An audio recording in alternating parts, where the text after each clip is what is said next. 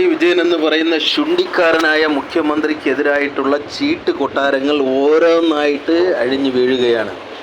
പൂരത്തിൻ്റെ തുടക്കം മാത്രം, പൂരക്കെട്ടിൻ്റെ വെടിക്കെട്ടിൻ്റെ തുടക്കം മാത്രമാണ് പി അൻവർ പൊട്ടിച്ചിരിക്കുന്നത്. അഴിമതിയുടെ ചീട്ട് കൊട്ടാരം ഓരോന്നായിട്ട് ഇനി എത്രയോ ആയിരങ്ങൾ വെടിക്കെട്ടുകളായിട്ട് പുറത്തു വരാനിരിക്കുന്നതേ ഉള്ളൂ.